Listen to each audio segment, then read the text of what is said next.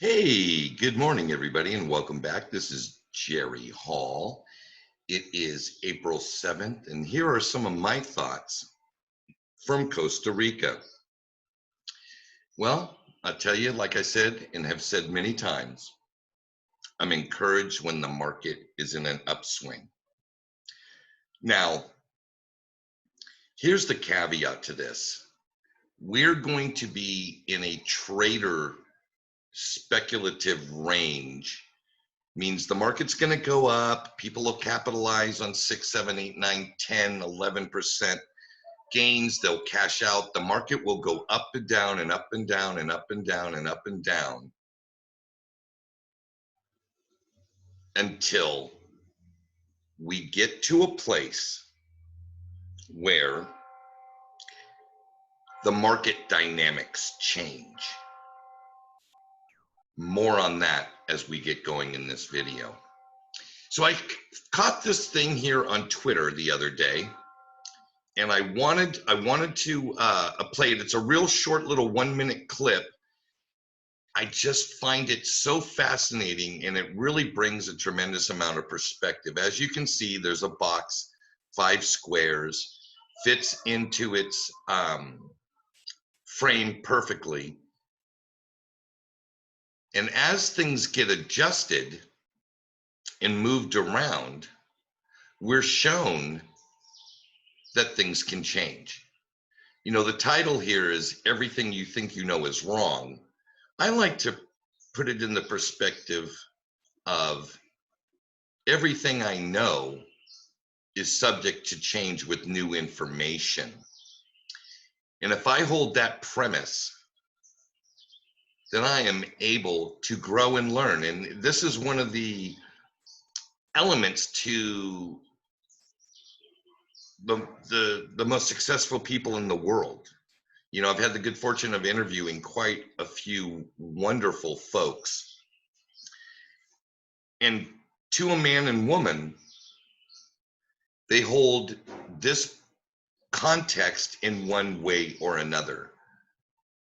As information changes, their perspective changes. Just a little thing I thought I'd bring to your attention today, folks. We need to continue to expand. Nothing will remain static forever. That leads me into this next piece here. So this is the actual video of an interview I did with Jungle Link about a week and a half ago or so. And I found it incredibly interesting that when Jungle asked me the question about digital assets, my answer that I gave in the moment, shooting off the cuff, that led me to a deeper set of thoughts and thinking. And what it's led me to really try to be able to articulate in a very short manner is this. And his question is, what did I think that this particular investing environment could do for digital assets? Now, I have to remember that not everybody knows what I know about digital assets. We, as a community in the digital asset space, need to remember that, 99 whatever percent of the world may have only ever even heard of Bitcoin, let alone understand the dynamics as an investment tool or an investment product that digital assets bring to that space. So as I was thinking about this question and trying to come up with some incredible answer, I'm left with this. As unincredible as this answer may be, it is really, as I think about it, the only one that makes any real sense to me. And that is, adoption is going to come through education.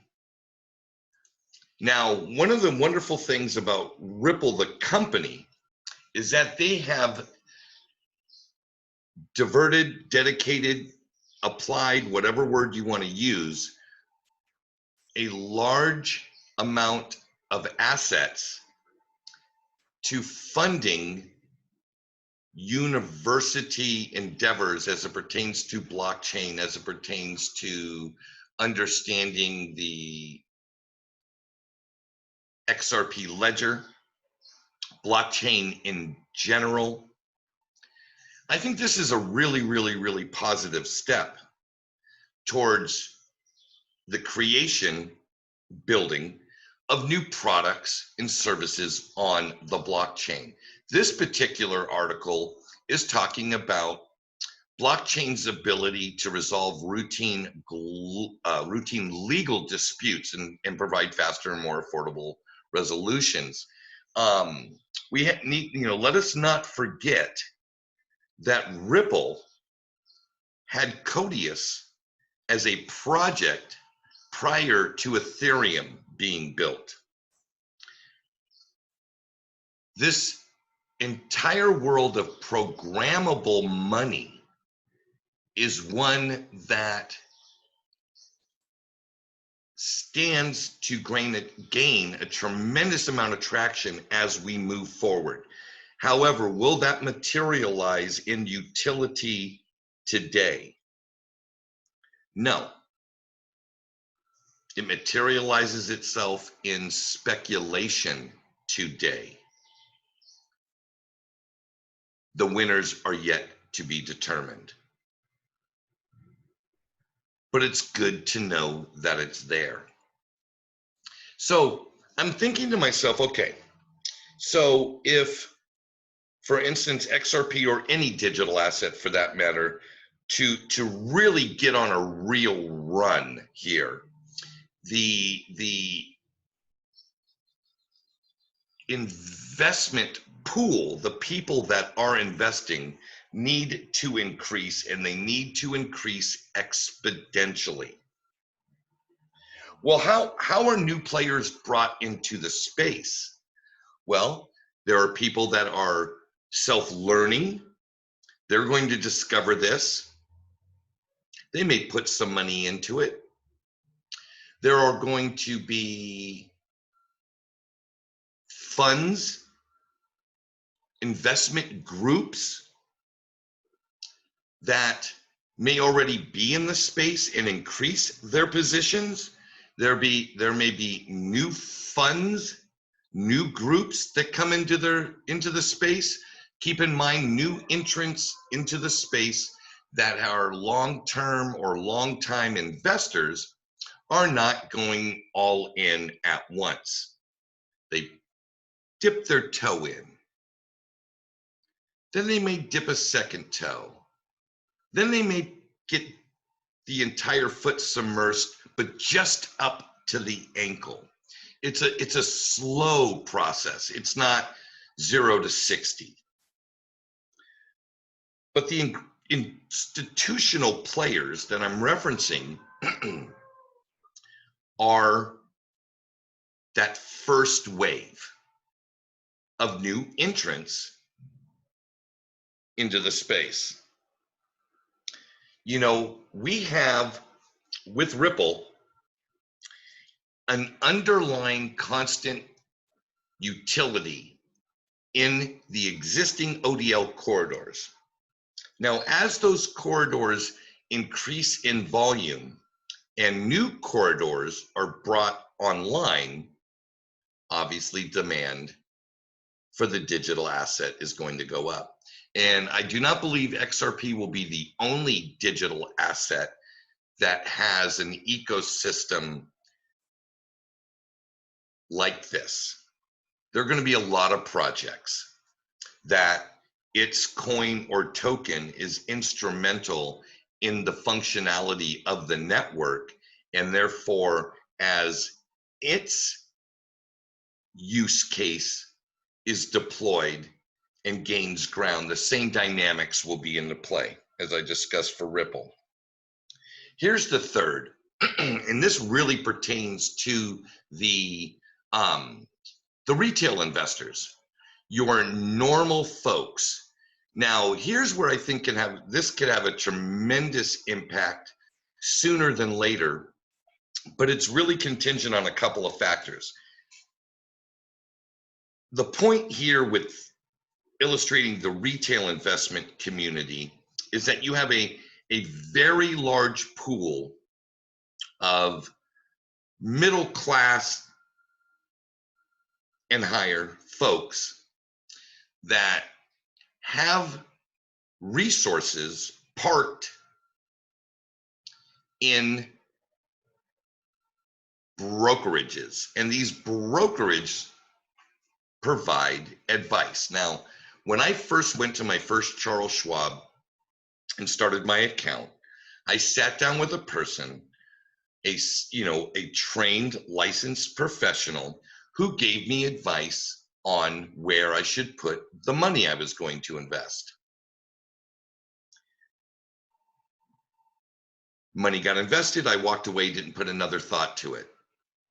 I think there's a tremendous amount of people that would rather spend their time with their families, increasing their knowledge base around in the field that they derive an income from, and don't necessarily want to be bothered by becoming an economist, by studying markets.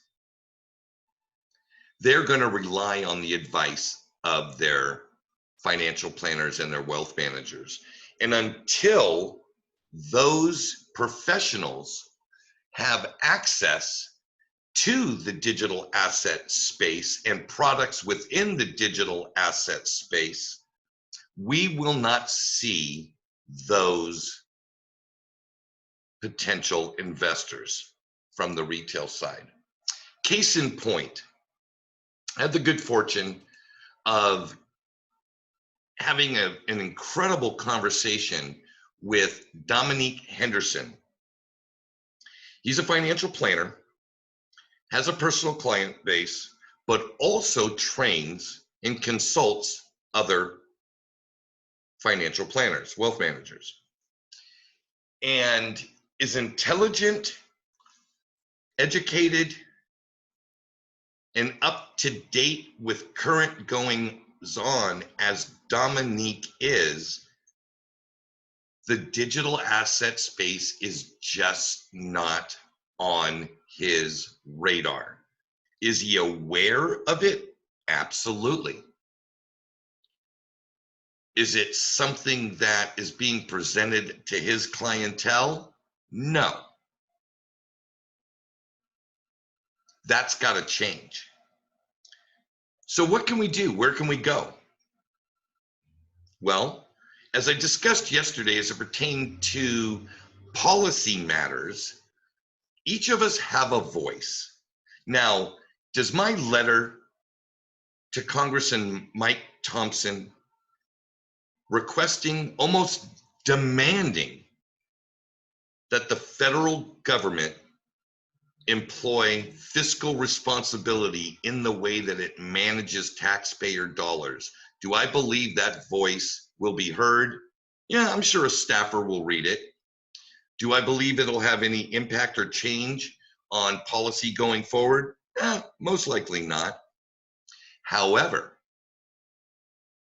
that voice applied to my financial advisor, to my wealth manager, has much more gravitas, has much more weight to it.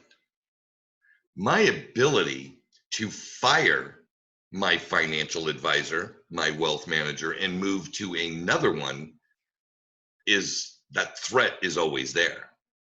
People who are generally providing you a service will listen to you. You are putting bread on their table. So one of the things we can do, and I've done this and I will continue to do this, is I still hold an account at Schwab. So I call Schwab. I talk to my guy. I say, hey, listen, I'm aware of this new asset class. I'd like exposure to this new asset class. I would feel much more comfortable investing in this asset class through my Schwab brokerage because I have a darn near 40-year relationship with you. And I'd like to continue that relationship. So, interesting that what I get directed to is the Grayscale Bitcoin Trust from Barry Silbert and the Digital Asset Group. Really, really, really, really, really wonderful that even an extremely conservative outfit like Charles Schwab has this product on the board. Now, obviously, it's going through an OTC exchange. Maybe, you know, someday we'll see something on NASDAQ, an actual digital asset vehicle being available through NASDAQ, most likely NASDAQ. I don't know if the New York Stock Exchange will all over. We do know that they, you know, got behind, backed, and therefore expansion into digital assets to the New York Stock Exchange is possible. I think NASDAQ will probably be all over it. But anyway, the point is, the more products and exposure through those means will mean access to or exposure to a much greater, much larger retail base. Now, we have many. You got your Raoul Pals, your Dan Tapios, your Mark Yuskos, etc., all touting Bitcoin. To me, they're touting the digital asset space, and Bitcoin's just the first through the door. Time will show the quality products will rise to prominence because they're legit. Legitimacy, integrity, and real value always comes to the top. They have a rule in investing: money will always flow to value in the end. Okay. So with that being said, a shift in the professionals that are directing the commoners needs to happen. Make a phone call. You don't even have to have an account. Let's say that you're on the you want to get on the phone, you want to call Schwab, you want to call Fidelity or whoever your quote unquote brokerage is, or maybe you don't even have an account with them. Maybe you call, you're inquiring about starting an investment account, and you want to know what kind of access or exposure you can have to the things that you're interested in. The point is, use your voice. We can all aid in the expansion of this space by taking some action. That is, in a nutshell, my thoughts on that for today. I'm going to close it out with a quick look at one of my favorite companies in the world. This is Ripple. They have redone their website. Now, I think I've heard mention of this by other folks, but it is phenomenal that Ripple continues to innovate, not just their products that they offer their clients, but their content that they put out in social media. Obviously, their portal to information here, which is ripple.com. Very impressed. I will go on record as saying I believe in this digital asset space, Ripple is best in class.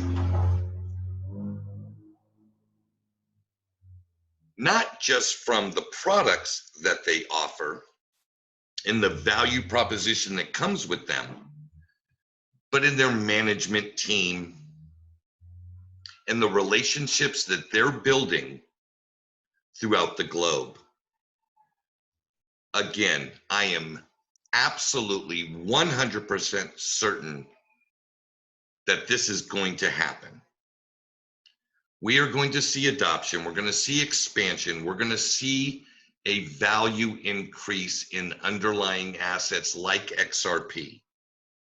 We're going to see value associated to digital assets through the implementation and adoption of the Interledger protocol. We're going to see an expansion of institutional grade players signing in and signing up for RippleNet.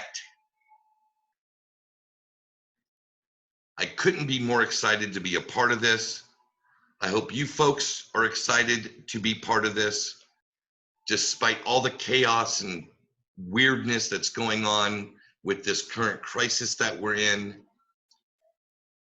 Know that together as a community, we can get through this, lean on each other, support on each other, stay positive, and from Costa Rica, everyone, pura vida.